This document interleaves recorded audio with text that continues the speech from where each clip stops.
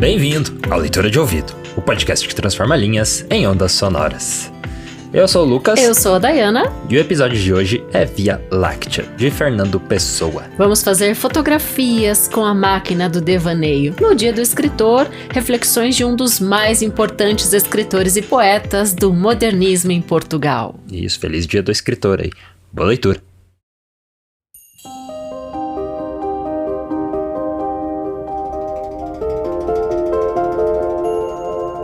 Via Láctea, de Fernando Pessoa.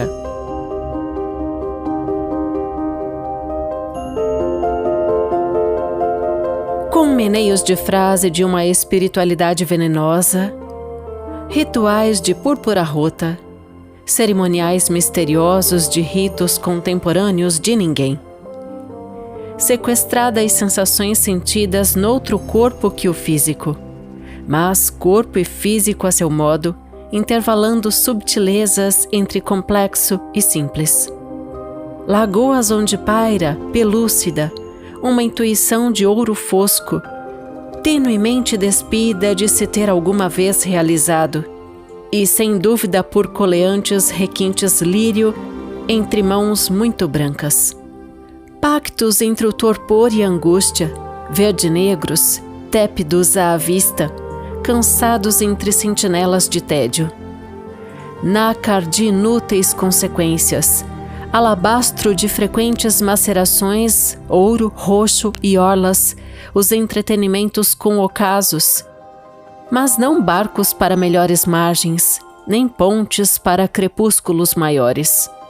Nem mesmo à beira da ideia de tanques, de muitos tanques, longínquos através de choupos, ou ciprestes, talvez, segundo as sílabas de sentida com que a hora pronunciava o seu nome.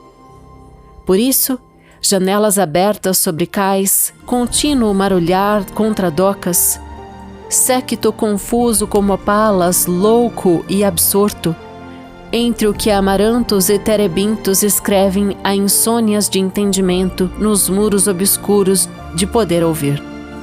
Fios de prata rara, nexos de púrpura desfiada, subtilha e sentimentos inúteis, e puralhas onde bruxos calam, pares antigos, leques súbitos, gestos vagos, e melhores jardins, sem dúvida, esperam o cansaço plácido de não mais que álias e alamedas. Quincôncios, caramanchões, cavernas de artifício, canteiros feitos, repuxos, toda a arte ficada de mestres mortos, que haviam entre duelos íntimos de insatisfeito com o evidente, decidido procissões de coisas para sonhos pelas ruas estreitas das aldeias antigas das sensações. Toadas a mármore com longes palácios, reminiscências pondo mãos sobre as nossas, olhares casuais de indecisões, ocasos em céus fatídicos, anoitecendo em estrelas sobre silêncios de impérios que decaem.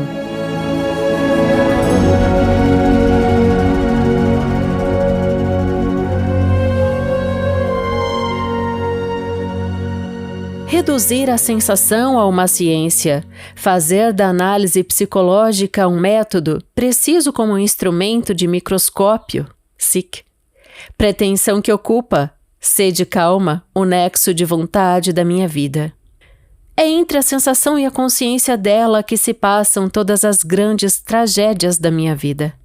Nesta região indeterminada, sombria, de florestas e sons de água toda, neutral até o ruído das nossas guerras, decorre aquele meu ser cuja visão em vão procuro. Jazo a minha vida. As minhas sensações são um epitáfio gongórico sobre a minha vida morta. Aconteço-me a morte e o ocaso. O mais que posso esculpir é sepulcro meu a beleza interior. Os portões do meu afastamento abrangem para parques de infinito. Mas ninguém passa por eles, nem no meu sonho, mas abertos sempre para o inútil e de ferro eternamente para o falso. Desfolho apoteoses nos jardins das pompas interiores e entre bruxos de sonho piso, com uma sonoridade dura, as alhas que conduzem a confuso. Acampei impérios no confuso, à beira de silêncios, na guerra fulva em que acabará o exato. O homem de ciência reconhece que a única realidade para si é ele próprio, e o único mundo real, o mundo com a sua sensação lhe o dá. Por isso, em lugar de seguir o falso caminho de procurar ajustar as suas sensações às dos outros, fazendo ciência objetiva, procura antes conhecer perfeitamente o seu mundo e a sua personalidade. Nada mais objetivo do que os seus sonhos. Nada mais seu do que a sua consciência de si. Sobre essas duas realidades requinta ele a sua ciência. É muito diferente já da ciência dos antigos científicos, que, longe de buscarem as leis da sua própria personalidade e a organização dos seus sonhos, procuravam as leis do exterior e a organização daquilo a que chamavam natureza. Em mim o que há de primordial é o hábito e o jeito de sonhar.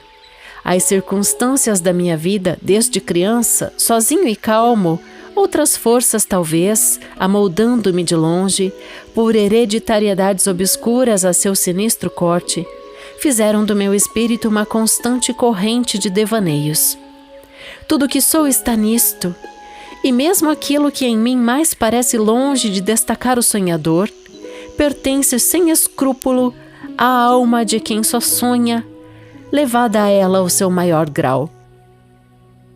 Quero, para meu próprio gosto de analisar-me, à medida que a isso me ajeite, ir pondo em palavras os processos mentais que em mim são um só. Esse, o de uma vida devotada ao sonho, de uma alma educada só em sonhar. Vendo-me de fora, como quase sempre me vejo, eu sou um inapto à ação.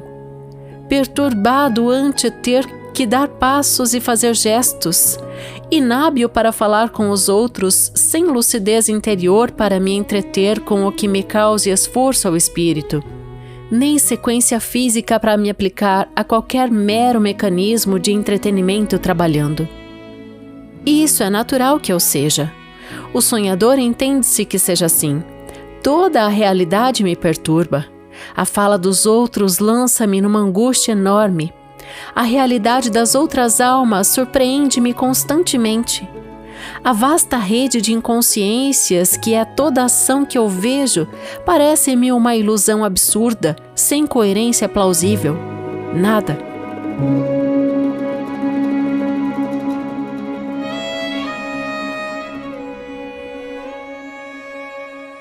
Mas, se julgar que desconheço os trâmites da psicologia alheia, que erro a percepção nítida dos motivos e dos íntimos pensamentos dos outros, haverá engano sobre o que sou.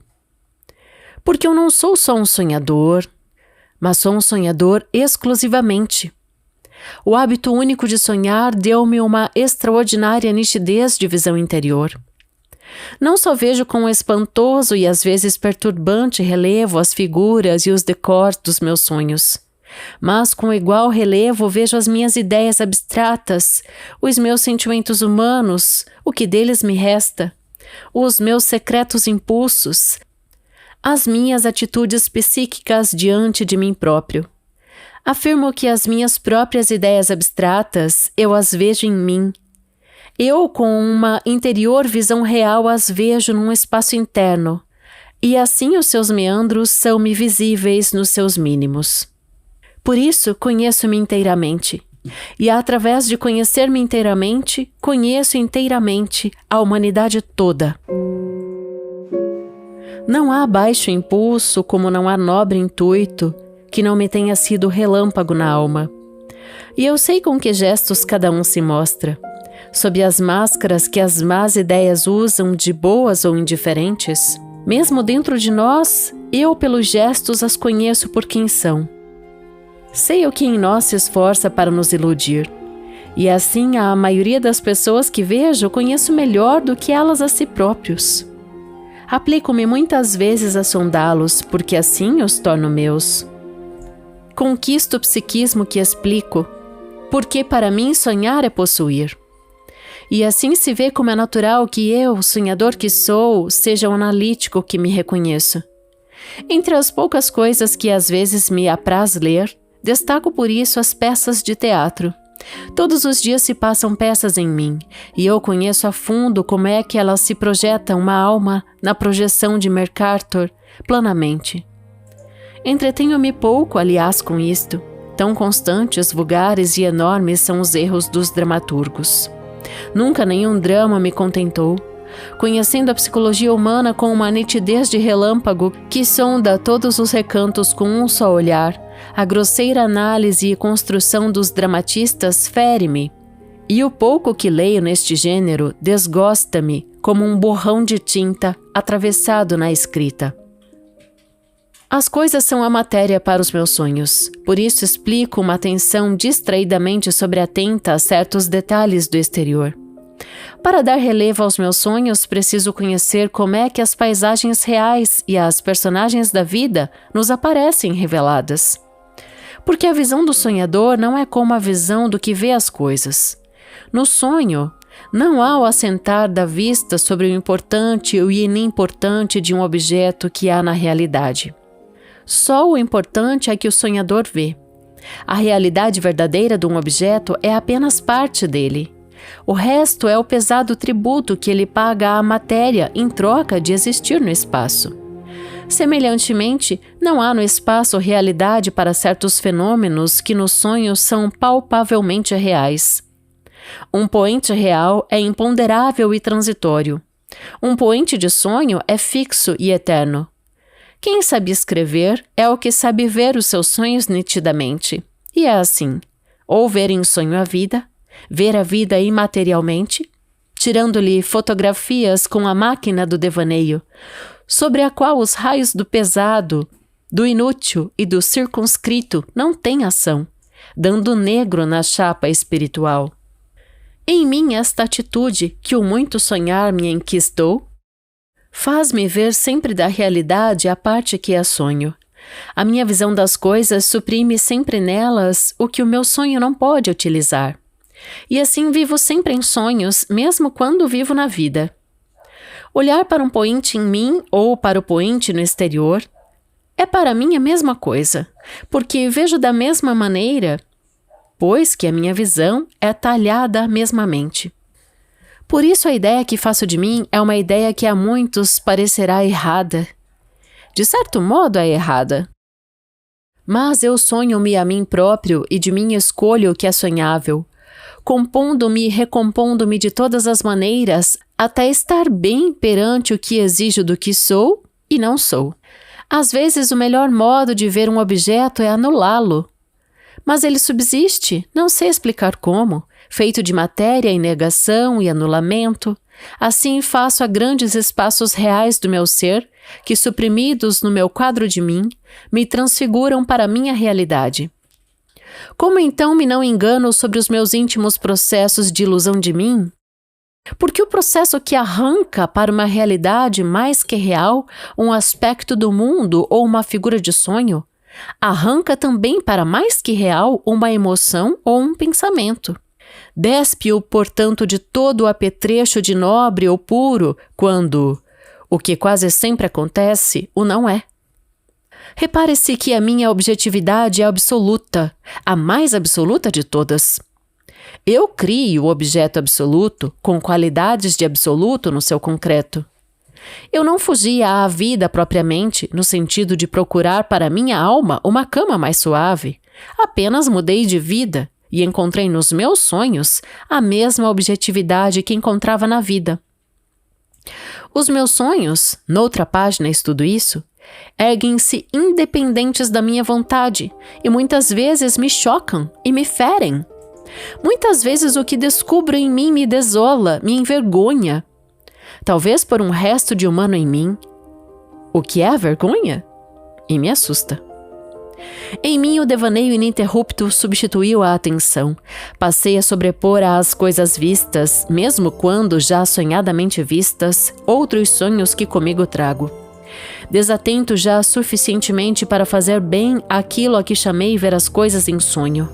Ainda assim, porque essa desatenção era motivada por um perpétuo devaneio e uma também não exageradamente atenta, preocupação com o decurso dos meus sonhos, sobreponho o que sonho ao sonho, que vejo e intersecciono a realidade já despida de matéria com um imaterial absoluto. Daí a habilidade que adquiri em seguir várias ideias ao mesmo tempo, observar as coisas e ao mesmo tempo sonhar sobre assuntos muito diversos, estar ao mesmo tempo sonhando um poente real, sobre o tejo real, e uma manhã sonhada sobre um pacífico interior. E as duas coisas sonhadas intercalam-se uma na outra, sem se misturar, sem propriamente confundir mais do que o estado emotivo diverso que cada um provoca.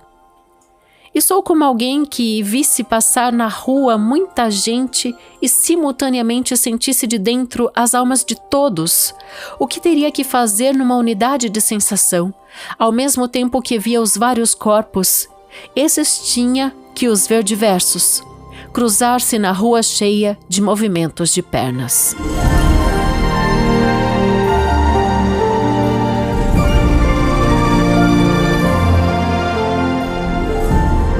E esse foi Via Láctea, de Fernando Pessoa. Esse texto é o último trecho da parte 2 do livro do Desassossego, que é composto por Bernardo Soares, ajudante de guarda-livros na cidade de Lisboa. A gente já fez da parte 1, um texto de Bernardo Soares. Da parte 2, a gente já fez Na Floresta do Alinhamento. Na 2, a gente entende que são os grandes textos, né? Fernando Pessoa denominou assim, e daí parece-me que sai essa autoria de Bernardo Soares e entra mais a autoria do Fernando Pessoa, embora o Bernardo, né, ele seja um semi-heterônimo, então ele se aproxima muito do que seria Fernando Pessoa. A gente tem como característica ele falar muito de sonho, e é o que acontece nesse texto, né? Mas os próprios editores, então, lembrar que a gente tem uma edição portuguesa desse livro aqui, que foi doação da nossa apoiadora. Da Lina Soares. Ela mandou direto lá de Portugal, a terra de Fernando Pessoa. Eu achei que era do Fernando Pessoa esse de hoje mesmo. Então, eu entendo também como sendo do Fernando Pessoa, embora em algumas pesquisas você vai encontrar essa autoria como Bernardo Soares. Só que assim, tem vários entendimentos que, como ele produziu muitos textos ao longo da sua curta vida, vou dizer curta porque 47 anos para mim é uma vida curta, né? Poderia ter vivido muito mais, mas os editores desse livro, a Ciri Alvin, né, ali que é um fragmento ali da Porto Editora, afirmam que não ser certo de que todo esse trecho, então, que você acabou de ouvir, né, que a gente fez completo até o fim do livro, do título Via Láctea até o fim do livro a gente foi, correspondam toda propriamente a Via Láctea, porque talvez essa reflexão se acabem daquilo a que chamavam natureza, que é mais ou menos tipo 2 páginas, 1,5 páginas de texto aqui. Daí a continuidade que começa assim: em mim o que há de primordial é o hábito e o jeito de sonhar. Tem uma anotação dos editores assim, ó. Nem é seguro que as 3 sessões da primeira parte, com linhas separadoras entre elas, que aqui no áudio não fica nítido para você, né? Porque a gente não fala das linhas, formem um conjunto concebido tal qual pelo autor. É possível que o título do trecho diga unicamente respeito à primeira sessão, até o primeiro hífen, né? Foi tudo escrito na mesma máquina, então aqui vem algumas conjecturas. Mas por vezes Pessoa datilografava de uma só vez textos manuscritos em alturas diferentes e não seguia necessariamente em uma determinada ordem. Contudo, se a menção segunda parte, porque ele escreveu isso em cima, pensada para esse trecho ou para outro, ou até quem sabe para o texto inicial de uma segunda parte do livro do Desassossego, que é onde a gente está nesse momento, parece-nos que cabe bem no fim do livro, uma vez que explica e resume de forma exemplar o hábito e o jeito de sonhar, que constitui sem dúvida a característica primordial do narrador. Isso é o que falam os editores. E daí eu jogo uma pergunta aqui no ar para a caixinha de interação dos nossos leitores de ouvido. Você que acabou de ouvir esse conjunto completo, né, que também gosta da estrutura escrita do Fernando Pessoa, pode avaliar, parece ou não um conjunto de texto onde se diz uma só coisa? Eu percebi que no Natureza ali tem como se fosse um ponto final naquela Tanto parte é que você ali, né? subiu a trilha nessa hora, né? Deu essa impressão. Deu uma diferença. Então, você sentiu isso e colocou na edição essa diferença também, nessa mudança. Mas assim, ó, nesse trecho, o autor português fala todo o tempo de sonho e de sensações. E ele usa muito aliterações. Eu fiz a retirada delas aqui, ó. Sequestrada as sensações sentidas, né? Que é essa repetição dos sons de sensações mesmo. Nácar de inúteis, a gente também pode sentir uma aliteração ali. E alhas e alamedas, entre outros, né? A gente tem vários trechos de aliterações, eu escolhi essas 3 para trazer aqui, para explanar. Mas como ele chama o texto de Via Láctea, na minha cabeça, eu fui tentada a questionar. A cabeça de um homem é um universo ou o universo cabe na cabeça de um homem? Porque o que a gente tem são reflexões filosóficas, né? Essas linhas poéticas de filosofia valem por um mundo inteiro, né? Porque se a gente acredita, como o narrador, que sonhar é possuir, e ainda só o que é importante é o que o sonhador vê, a gente dá um poder muito grande pro sonho, né? E ele ainda afirma, eu sonho em mim mesmo e de mim escolho o que é sonhável. E o narrador sugere que a gente faça muitas fotografias com a máquina do devaneio. Essa é uma sugestão muito libertadora, né? Porque você pode tudo com a sua mente, com a sua cabeça. Eu acho que daí que vem essa ideia de Via Láctea, né? Porque quando a gente fala em universo, que é onde a gente tá, né? Via Láctea, parece que é infinito e tudo é possível, né? Ele vai desconstruindo, né? Vai puxando as camadas, assim, que começa, às vezes, simples. Ele fala do comportamento das outras pessoas, né? E daí vai desvelando mais e mais camadas até entrar nesse infinito, né? E, ao mesmo tempo, nesse infinito, há o desconhecido, há o nada, há o que a gente ainda não revelou, né? O lado da faceta humana que talvez até nos estranhe, nos cause estranhamento. Mas como ele fala assim, através de conhecer-me inteiramente, conheço a humanidade toda. Então, primeiro você conhece a você próprio, para depois você entender as outras pessoas e o espaço no mundo onde você tá. Então, é um texto bem libertador, e eu achei, assim, de uma reflexão também um pouco desconexa a continuidade do texto em relação à Via Láctea, mas em nenhum momento ele fica falando, nem na primeira partezinha do livro, ele fica falando assim de astros, né, de planetas. Eu acho que a proposta como um todo desse texto é tratar a Via Láctea mesmo como um universo onde tudo é possível dentro da cabeça de um homem, sabe? Só que a gente tem... começa assim, com meneios de frase de uma espiritualidade venenosa. Nesse espiritualidade venenosa, o que vem a ser isso? Então tem muitas composições de palavras que nos deixam, assim, realmente muito pensativos. E é porque é Fernando Pessoa.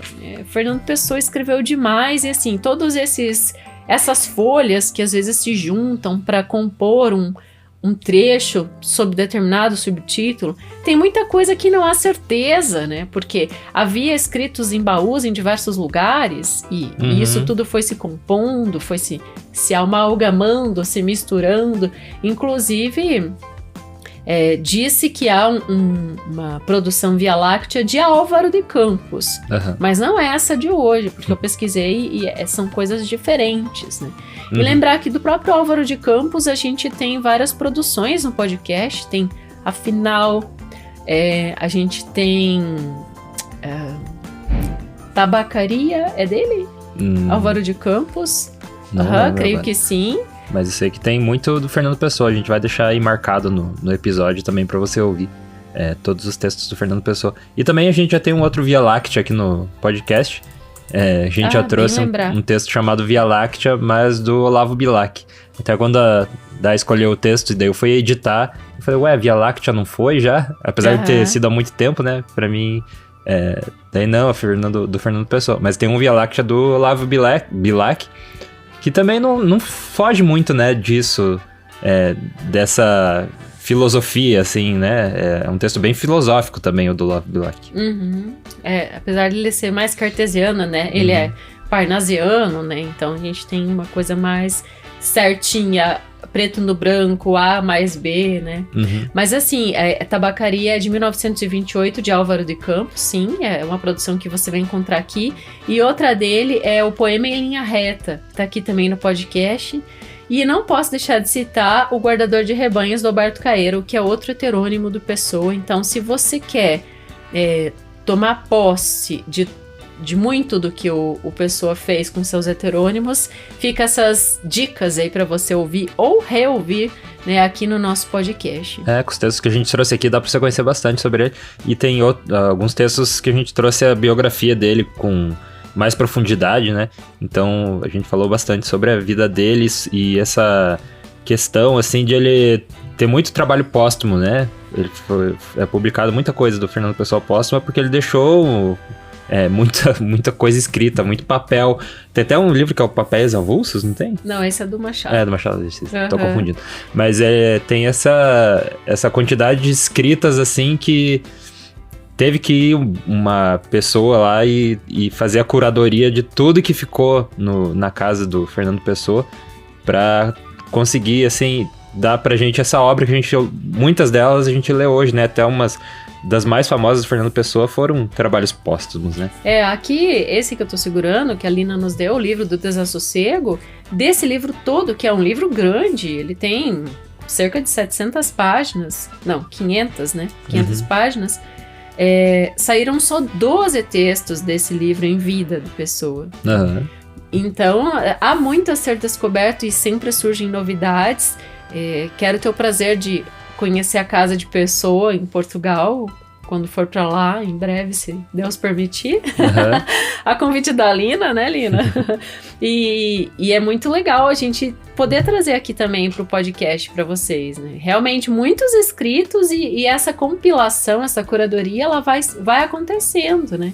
Por isso que talvez você não vai encontrar Via Láctea completo como a gente fez aqui, simplesmente numa pesquisa no site, vai ter só a primeira parte, né? Porque os editores também congregam, né? Que depois pra editora também é feita essa curadoria aí, acho que de terceira mão até, né? Então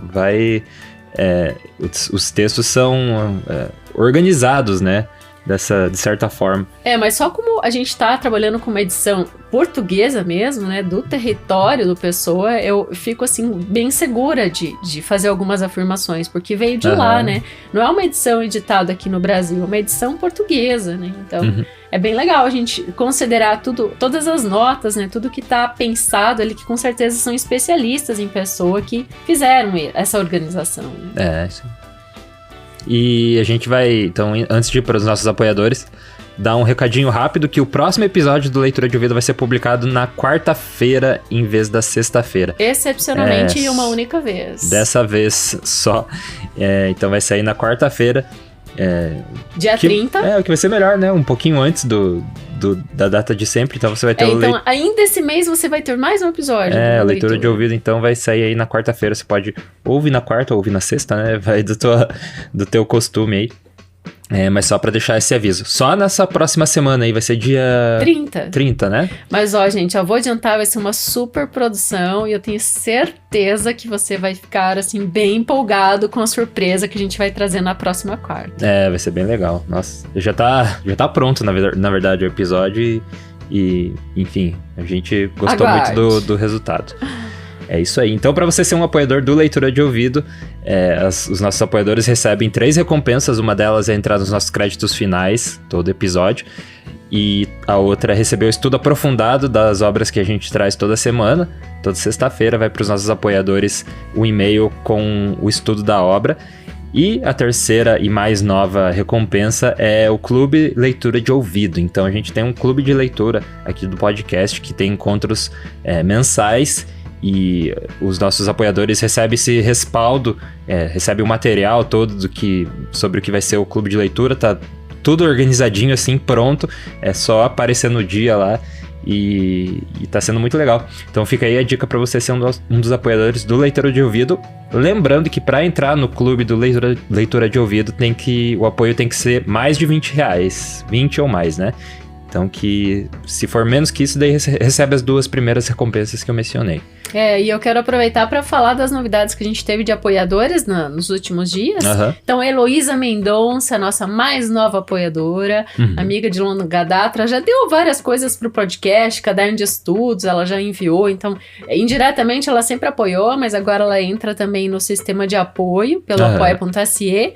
E falar da Mônica Tokarnia, que além dela ser uma apoiadora também, agora ela fez um apoio anual. Então, ela já deixou pronto, Lucas. Ela gostou da tua sugestão de um dos episódios anteriores, de facilitar, fazer um Pix anual, né, pra já deixar certo e a gente já faz aqui nos nossos controles. A Mônica participa do clube, inclusive lá, acho que em 23, ela tinha comentado comigo, faz um clube, faz um clube de leitura, né, no Leitura de Ouvido, vai ser muito legal. Então, a gente fica muito feliz de ter esse respaldo de vocês e sempre esse carinho, né, essa generosidade, esse incentivo pra gente continuar fazendo esse trabalho. É isso aí, então, pra apoiar o podcast, é só entrar em apoia.se/leitura de ouvido, que lá vai ser mensal, né? Você estipula o valor que você vai repassar pro podcast mensalmente, então, ou no cartão, ou em boleto, ou em Pix.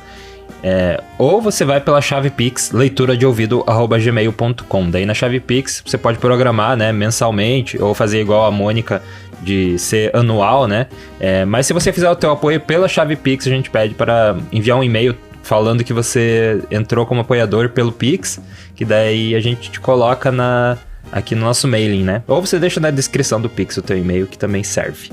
Beleza? Então vamos para os nossos apoiadores, que são eles: Agnaldo Ângelo Silveira Rebouças, Alberto Alpire, Ancle Lima, Ana Cláudia Chaguri Lopes, Arlete Alves Machado Rodrigues, Augusto Marques Ramos, Bruna Foltz Coutinho, Bruno Guedes com o Grupo Danco, Cláudia Lubi, Cristiana Castanho Ferraz, Eduarda Quartim, Elaine Vieira Ferreira, Evandro Benck, Felipe Cronato, Heloísa Mendonça, Jaqueline Conte, João Meldeu de Araújo, Karine Pacheco, Lilian Amaral, Lina Soares, Lucas Pereira da Silva, Lucas Vieira, Luciana Botelho Pacheco, Luiz Fernando Garcia, Mike Santos Araújo, Marco Aurélio Marques de Queiroz, Maria José de Oliveira Lima Félix, Marilu Lourenço Rosas, Maristela Prado, Matheus Trim, Matheus Simon Brum, Mônica Tokarnia, Paulo José Pereira de Rezende, Pedro Coimbra Machado Silbusca Valente, Harmana Frais Yashitsky, Roberto Hiromi Sonoda, Sandra Cavalcante, Silvana Silva, Simone Pessoa de Mesquita, Tassiane Bosch Ledesma, Zenilda Ribeiro da Silva. Obrigado aí, apoiadores do Leitura de Ouvido. Mais uma vez, em apoia.se/leitura de ouvido ou pela chave Pix, leituradeouvido@gmail.com.